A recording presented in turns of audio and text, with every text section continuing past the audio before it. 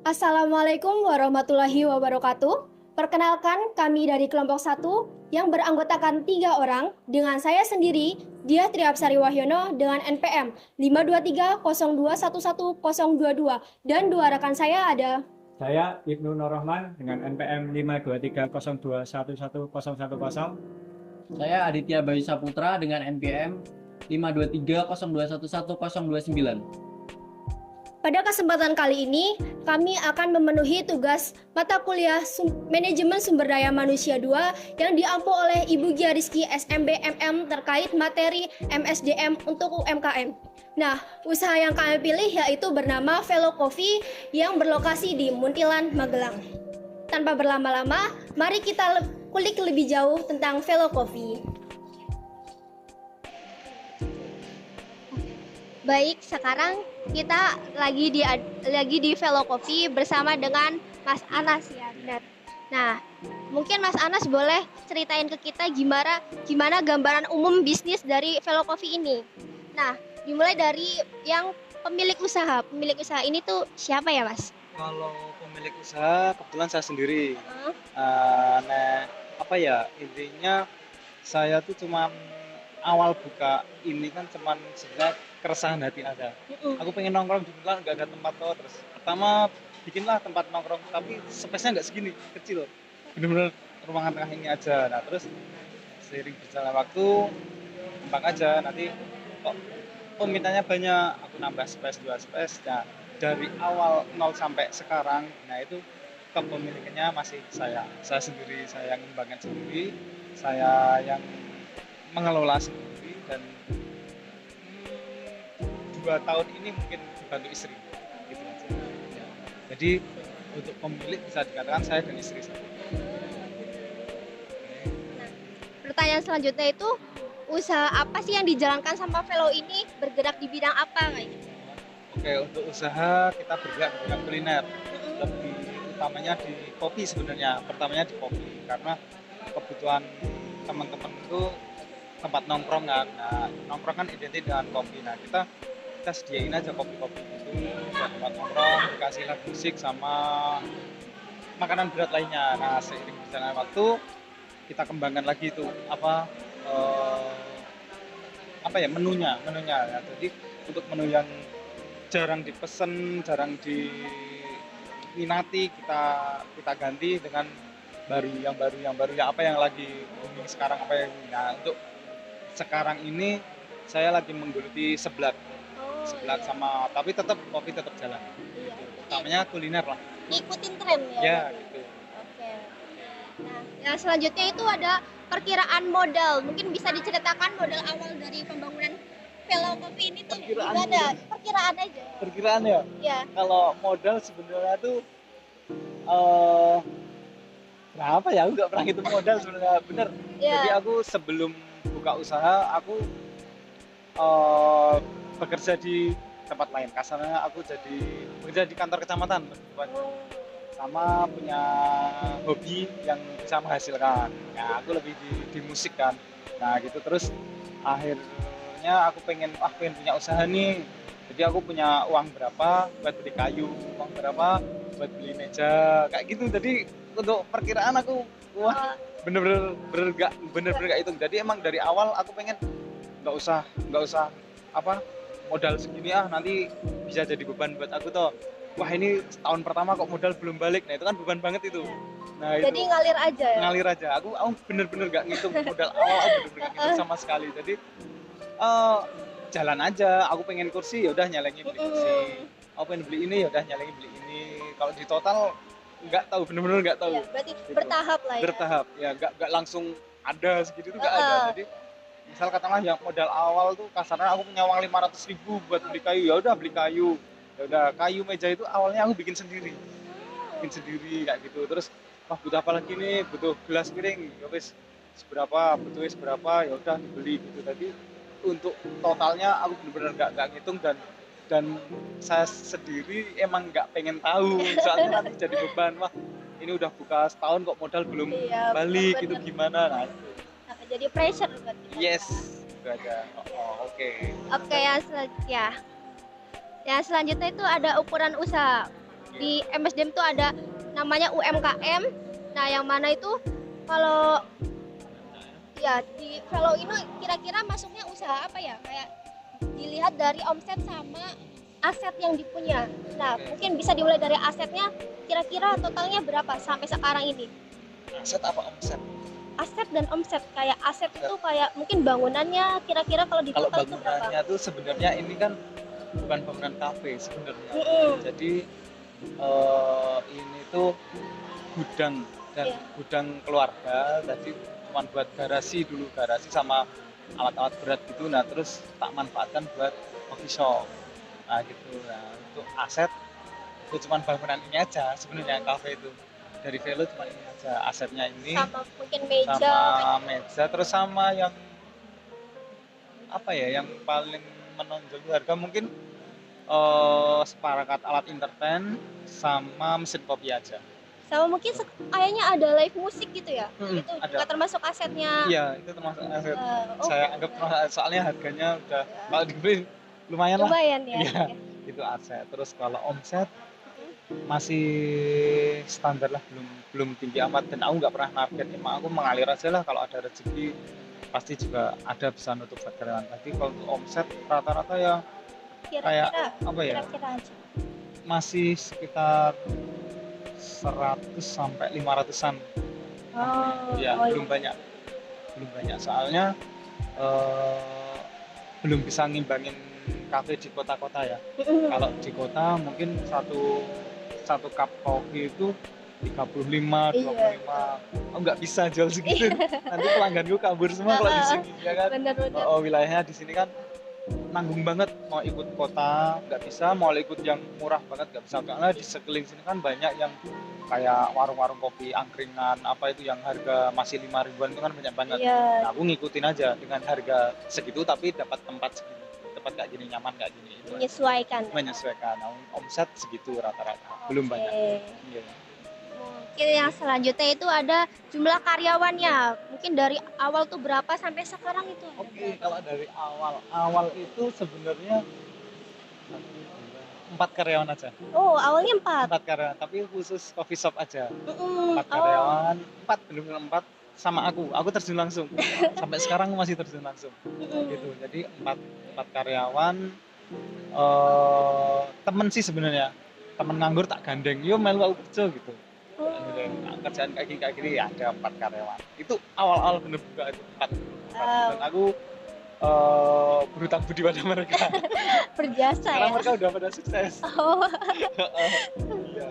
Awalnya 4, terus seiring berjalannya waktu berkembang terus 7 saat itu.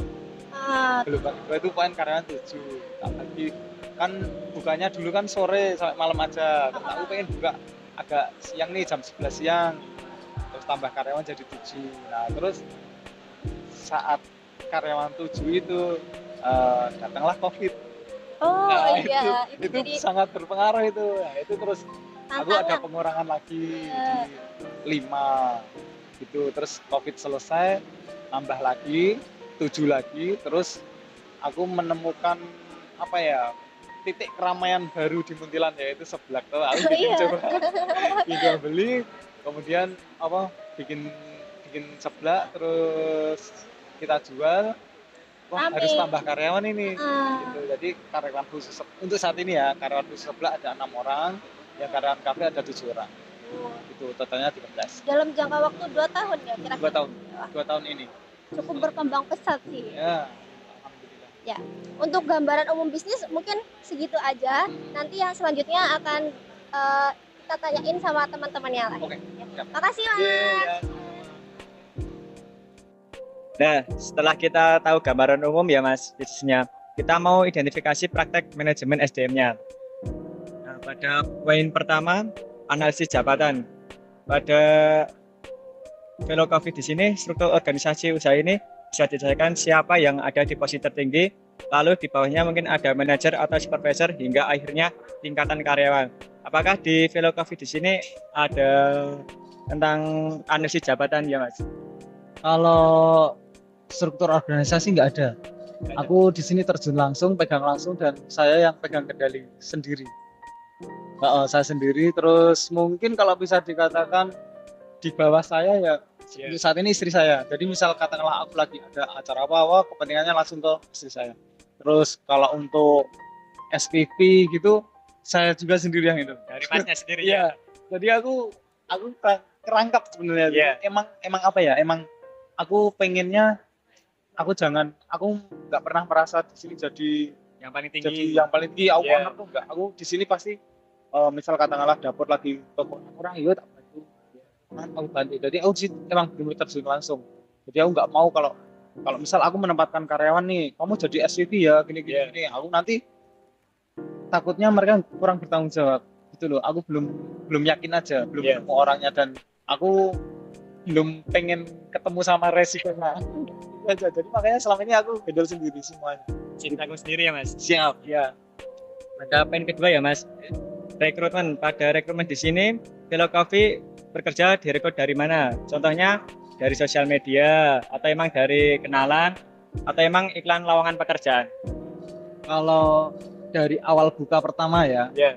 itu aku gandeng temen Ngajakin temen berarti, ya Mas? ngajak temen cuman yang 4 orang itu belum punya kerjaan, yo ngewangnya aku bantu kerja. Nah setelah berkembang aku lebih memanfaatkan sosial media, lebih mudah kan, lebih praktis. Terus kayak infoloker, grup loker itu kan banyak banget. Iya. Nah aku manfaatkan itu.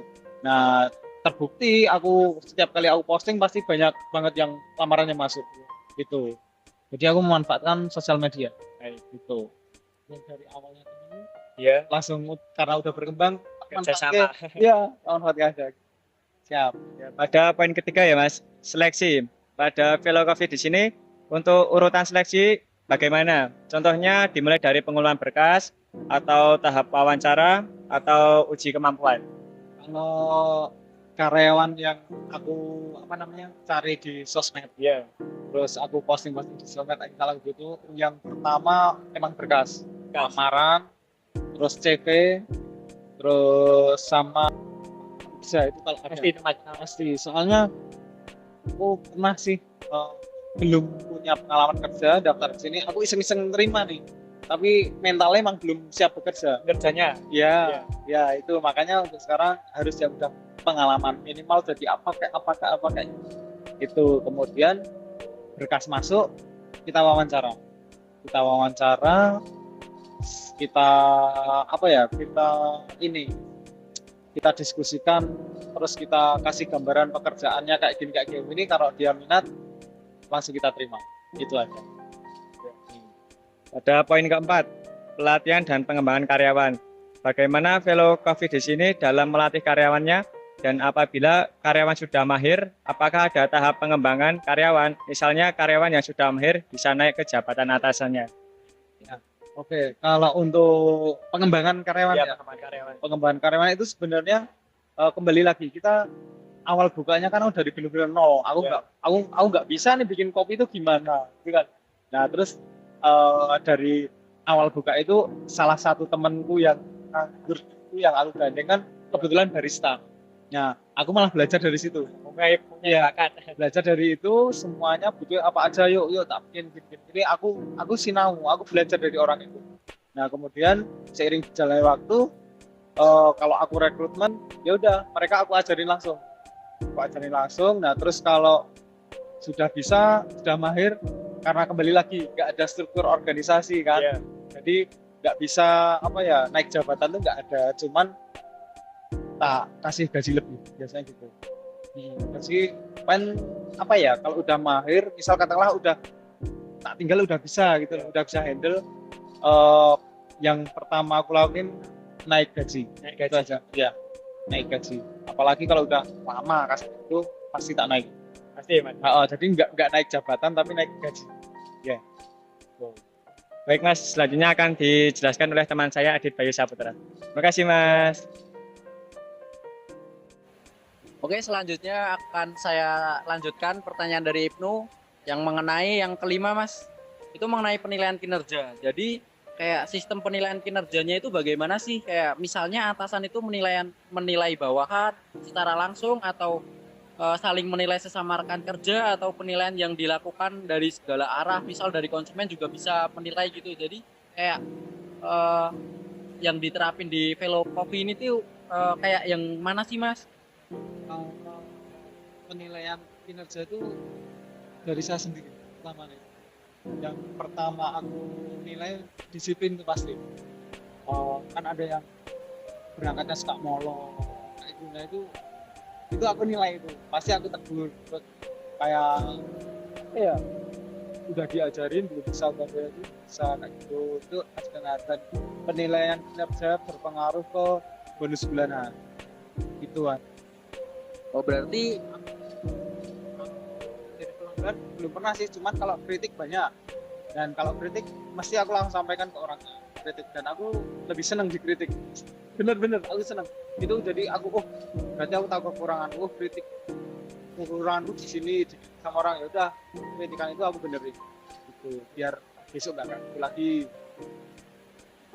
jadi penilaian kinerja yang dilakukan di Velo ini tuh kayak berarti make sistem atasan yang menilai bawahan gitu ya Mas? Soalnya langsung di sini kok. Iya. Yang selanjutnya ada kompensasi Mas. Jadi di kompensasi ini tuh kayak sistem pengupahannya di Velo Coffee ini gimana sih Mas? Sistem apa? Sistem pengupahannya ke karyawan itu gimana sih? Kayak Oh ya. Sistem penggajian ya. itu aku udah 3 kali ganti. Untuk awal dulu sebulan sekali. Sebulan sekali, tapi kurang efektif karena sebelum gajian rata-rata udah pada bon gitu ya. Terus kedua itu tak bikin seminggu sekali gajian, dan seminggu sekali kok aku merasa terlalu sedikit, kasihan kan. Terus dari kedua itu aku terus ketiganya aku sampai sekarang menerapkan ini. Sebulan gajian 2 kali, tiap tanggal 15 sama akhir bulan. Akhir bulan kan ada yang 29, 30, 21. Nah itu tiap akhir berarti tanggal 15 pasti gajian, akhir bulan pasti gajian. Sistemnya kayak gitu dan bertahan sampai sekarang, dan itu mengurangi bon-bon itu tadi yang misalkanlah sebulan kok lama banget, terlalu lama. Nah kita bikin sebulan 2 kali gajian. Oke, ini pertanyaan terakhir nih Mas. Mengenai K3. Jadi mengenai sistem keselamatan dan kesehatan kerja. Nah, itu tuh kayak apakah ada sistem keselamatan dan kesehatan kerja yang diterapkan di Velo Coffee ini sih Mas? Seiring berjalannya waktu ada. Jadi untuk pertama dulu aku nggak pernah membatasi karyawan untuk cara berpakaian atau apa gitu. Terus aku di sini nyetok beberapa sepatu, kalau mereka nggak pakai sepatu, misal hujan atau basah nggak bisa pakai sepatu Mas, basah gitu kan, di sini tersedia berbagai ukuran, nanti mereka bisa pakai. Itu yang satu. Yang kedua kayak apron itulah. Di sini ada apar ada, kemudian P3K ada, sama obat-obatan gini, misal katakanlah di sini obat merah ada, plester ada, terus obat sakit kepala, sakit gigi itu ada. Kayak gitu. Wajib apar harus ada. Ya resto harus ada. Bahaya kalau Oke, jadi K3 di sini udah lengkap sekali ya Mas ya. Jadi kayak udah semua tersedia lah. Oke, jadi cukup sekian Mas, ini pertanyaannya udah selesai semua. Jadi kayak kita berterima kasih banget nih sama Masnya udah meluangkan waktunya, udah mau bersedia menerima tugas kami di sini. Kami berterima kasih banget sama Masnya. Jadi cukup sekian ya wawancara kita kali ini. Untuk kurang lebihnya saya mohon maaf. Wassalamualaikum warahmatullahi wabarakatuh. Nah, menarik banget kan usaha Velo Coffee ini? Jadi dari kami cukup sekian, kurang lebihnya mohon maaf. Wassalamualaikum warahmatullahi wabarakatuh. Bye-bye.